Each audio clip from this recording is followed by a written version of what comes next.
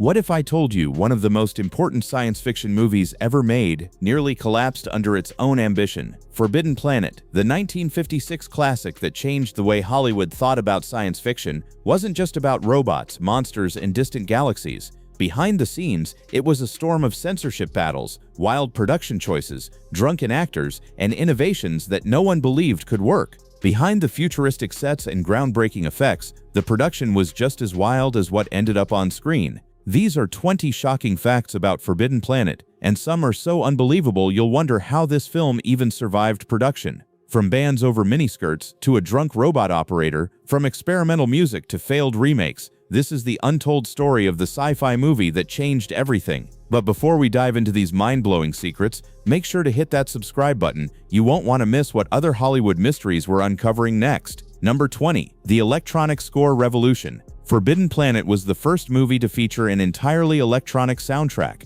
Composers Beebe and Louise Barron created strange pulsing tones that felt alien, giving the film a sound unlike anything before it. But the musicians' union hated it. They refused to recognize the Barons' work as music, forcing MGM to credit it as electronic tonalities. The Barons didn't care about the controversy. They had made history. Working in their Greenwich Village apartment, they used circuits that would literally burn out after creating their otherworldly sounds. Each tone was unique because the electronic components would destroy themselves in the process. Their experimental sounds influenced everything from 2001: A Space Odyssey to modern synth scores. At a time when audiences were used to swelling orchestras, Forbidden Planet dropped them into a world that sounded just as alien as it looked. But the musical rebellion was just the beginning of this production's wild ride.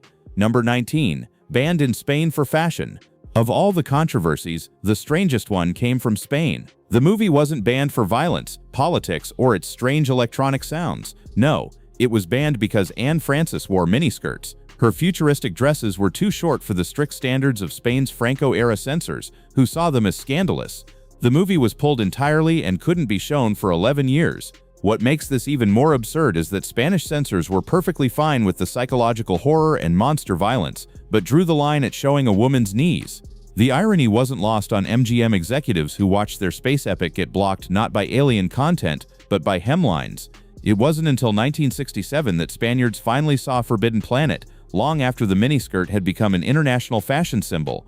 By then, what once caused outrage looked tame compared to the cultural revolution sweeping Europe. Speaking of things that nearly destroyed the production, number 18. The Drunk Robot Operator Disaster. Robby the Robot may have looked mechanical, but inside was a stuntman named Frankie Darro, tasked with bringing him to life. The suit was heavy, cramped, and expensive, costing MGM over $100,000 to build. But Darro had a problem. He enjoyed his martinis. During one lunch break, he had 5 too many, climbed back into the massive suit, and tried to perform. The result was catastrophic. Robby wobbled, stumbled, and eventually toppled over, nearly wrecking one of the most expensive props in Hollywood history. The crew was horrified, watching what could have been the end of their movie play out in slow motion. Imagine losing the centerpiece of your film to a drunken fall. The suit's intricate electronics could have been destroyed, the filming schedule ruined, and the budget blown to pieces. Darro was quickly fired and replaced, but the story lived on. Every time Robby appeared on screen after that, the cast and crew knew they'd narrowly avoided disaster.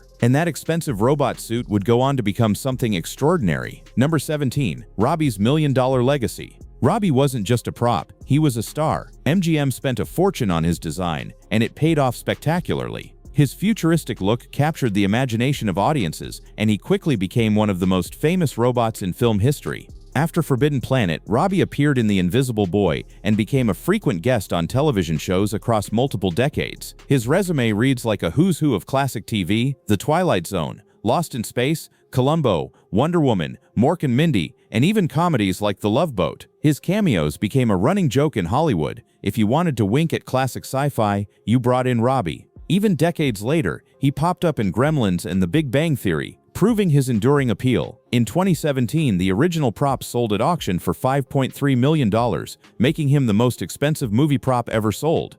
Not bad for a robot who once fell flat on his face thanks to a drunk operator. But Robby wasn't the only groundbreaking element that terrified audiences. Number 16. The animated monster that traumatized children. Monsters of the 1950s usually meant rubber suits and cheap scares, but Forbidden Planet gave audiences something entirely new. The Monster from the Ide, a terrifying creature born from Dr. Morbius's subconscious. Instead of building another clunky suit, MGM hired Disney animator Joshua Meador to bring the monster to life through hand-drawn animation. The glowing spectral beast was unlike anything moviegoers had seen, and it was absolutely horrifying. Some theaters even cut the monster scenes out of screenings, worried it would traumatize children. Parents complained that their kids couldn't sleep after seeing the invisible creature outlined in deadly energy beams. The monster wasn't just scary, it was symbolic and psychological. Animators even hinted at Morbius's connection by giving the beast subtle human traits, like the faint outline of a goatee. For audiences used to clumsy rubber aliens, this monster was a psychological gut punch, proving sci-fi could explore the darker corners of the human mind. The production's ambition extended far beyond just the monster effects. Number 15. Filmed on recycled Wizard of Oz sets, the alien landscapes of Forbidden Planet were impressive for the time, but here's the secret. They were built on the same sound stages MGM had once used for The Wizard of Oz. Those colorful, fantastical sets became the foundation for an entirely new world. The production was so ambitious that the set designer let the budget quietly spiral out of control, figuring the results would be worth it. What's fascinating is how they transformed Dorothy's magical world into something completely alien. The same stages that once held the Emerald City and the Yellow Brick Road now house the advanced Krell civilization and Altair 4's exotic landscapes. By the time MGM executives noticed the budget overruns, it was too late, but the gamble worked. Forbidden Planet became the first film set entirely on another planet, something unheard of in the 1950s. The film's look set the visual template for the next generation of sci-fi, influencing everything from Star Trek's sleek starships to Star Wars' sprawling alien worlds. Speaking of unexpected casting choices that would shock modern audiences, number 14. Young Leslie Nielsen's serious leading man era. When audiences think of Leslie Nielsen today, they picture a deadpan comedy genius from Airplane and the Naked Gun series. But long before his comedic transformation, Nielsen was Hollywood's idea of a serious leading man. In Forbidden Planet, he was only 29 years old, playing Commander John J. Adams, the brave, no-nonsense leader of the space expedition. At the time, Nielsen was under contract with MGM, and the studio had high hopes for him as their rising dramatic star. He appeared in war films, thrillers, and intense dramas, building a reputation as a reliable leading man who could handle serious material. It was Forbidden Planet that gave him one of his earliest major roles, and watching him in the film today is almost surreal. Fans who grew up laughing at his comedy performances see him as a stone-faced space hero, delivering lines with complete sincerity. It's proof that even Hollywood's funniest stars sometimes start out deadly serious, and it makes you wonder what other comedy legends began as dramatic actors. But the film's roots go even deeper into literary history. Number 13. Shakespeare in Space, The Tempest Connection. The roots of Forbidden Planet go back centuries to William Shakespeare. Writers Irving Bloch and Alan Adler drew heavy inspiration from The Tempest, the story of a powerful man living in isolation with his daughter and battling monsters of his own making. Sound familiar? Originally, the script was called Fatal Planet and was set in the year 1976 on Mercury, with a literal alien monster terrorizing the characters. But MGM brought in writer Cyril Hume, who transformed the story into something far more sophisticated and psychologically complex. The setting moved to the distant planet Altair 4, the characters shifted and evolved, and most importantly, the monster became a manifestation of the mind itself, the famous monster from the Ood. Shakespeare's DNA remained embedded in the story, but in a way audiences had never experienced. The Tempest had been rewritten as a space-age cautionary tale about the dangers of unlimited power and repressed desires. This literary foundation gave the film a depth that most sci-fi movies of the era completely lacked. The marketing department had their own ideas about how to sell this complex story. Number 12.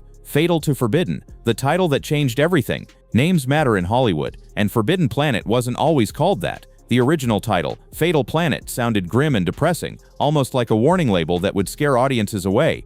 MGM executives feared it would turn moviegoers off, making them think they were in for a depressing disaster film rather than an exciting sci-fi adventure. So they changed just one word, and everything shifted dramatically. Forbidden promised danger, mystery, and irresistible allure, the kind of world you weren't supposed to enter but desperately wanted to explore. It was a title designed to spark curiosity and draw people in. In an era crowded with generic B-movies like It Came from Outer Space and The Thing from Another World, Forbidden Planet stood out on marquees. The new name gave the film an edge of intrigue and sophistication that perfectly matched its ambitious content. People showed up wanting to know what secrets the Forbidden World held, proving how much power a single word can wield at the box office. Hollywood has been trying to recapture that magic ever since. Number 11. The Cursed Remake Attempts. With all its influence on modern sci-fi, you'd think Forbidden Planet would have been successfully remade by now. Studios have tried again and again, throwing massive budgets and A-list talent at the project. Since the 2000s, names like James Cameron, Joel Silver, and other major Hollywood players have been attached to various attempts.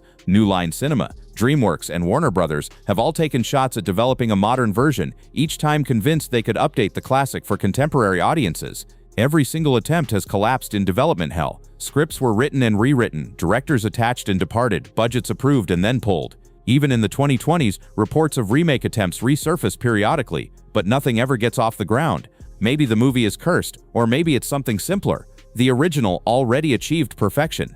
Forbidden Planet blended Shakespearean drama, sci-fi spectacle, and groundbreaking effects in a way that feels completely untouchable, even 70 years later. The technical achievements behind the original were just as impressive as its lasting influence. Number 10. The Wiring Beast. 50,000 feet of electrical magic. You'd think the special effects of a 1956 sci-fi film would be modest, but Forbidden Planet went absolutely all in on technical spectacle. The film's sprawling Krell Electronics Lab wasn't just an impressive set piece, it was an engineering project that rivaled actual scientific installations. The massive complex used over 50,000 feet of wiring, 2,500 feet of neon tubing, and 1,200 square yards of plexiglass to create its futuristic appearance. The set buzzed and sparked with energy, requiring MGM to bring in a specialized team of 15 electricians who operated a single giant control panel equipped with 110 separate switches. Every light flicker, electrical pulse, and energy surge visible on screen was manually triggered by technicians working in perfect coordination. For audiences in 1956, this wasn't just impressive background scenery, it was a visual statement that science fiction had grown up and could compete with any other genre in terms of production values and technical sophistication. The lab sequences still look convincing today, a testament to the practical effects wizardry of the era. Even Robby's design had surprisingly humble origins. Number 9. From washing machines to sci-fi icon, Robby the Robot's design looks futuristic even by today's standards, but his aesthetic roots are surprisingly humble and domestic. Designer Robert Kinoshita had previously worked on washing machines and household appliances, and he cleverly borrowed visual elements from that mundane world when creating the galaxy's most famous robot. Robby's distinctive chest panel and sturdy legs were deliberately shaped to echo the rounded forms of washer tubs and industrial equipment, giving the robot a believable, functional appearance rather than just flashy sci-fi decoration. That brilliant blend of domestic appliance design and space-age imagination made Robby feel both fantastical and oddly familiar. He wasn't just another shiny toy robot from a B-movie. He looked like a working machine that could actually exist in the real world, something you might find in a well-equipped laboratory or factory. It's a major reason why audiences connected with him so strongly, and why his design remains iconic and instantly recognizable nearly 70 years after his debut. The filmmaking challenges were just as innovative as the robot design. Number 8. 2 years of pre-production planning. Forbidden Planet wasn't just bold in its visual design, it was a logistical nightmare that required unprecedented planning behind the camera. Cinematographer George Folsey revealed that more than 2 full years of technical planning went into pre-production, just to figure out how to actually shoot the film without it looking ridiculous. The crew had to solve the problem of lighting vast, surreal sets that covered 4 of MGM's largest sound stages, complete with painted cycloramas and impossible color gradients, optimized for CinemaScope and Eastman color film stock. Every single scene presented a unique visual puzzle so technically complex that Folsey later praised his crew for their precise coordination in pulling off the revolutionary lighting and photographic effects. They were essentially inventing new filmmaking techniques as they went, with no previous sci-fi films to use as reference points. The result was a visual language that influenced science fiction cinema for decades to come. But the film's influence on future sci-fi went even further than just visual techniques. Number 7. The starship that inspired Star Trek. The sleek flying saucer starship in Forbidden Planet, designated the United Planets cruiser C-57D, didn't just look cool on screen. It went on to inspire some of the most iconic spacecraft designs in science fiction history. The ship's distinctive lens-shaped hull and prominent upper dome directly influenced the design of Star Trek's legendary USS Enterprise, particularly the famous saucer section that became the franchise's visual trademark. Even Lost in Space's Jupiter 2 took obvious visual cues from the C-57D's elegant functional design philosophy. The influence extended beyond just copying the look. These later productions adopted Forbidden Planet's approach of making spaceships appear genuinely functional rather than just flashy or fantastical. The C-57D looked like real military hardware, something that could actually transport a crew across interstellar distances. So the design legacy of Forbidden Planet didn't end on Altair 4. It helped establish the visual language of space travel that dominated science fiction for decades, proving that thoughtful production design can influence entire genres. The production created other lasting innovations that most people never notice.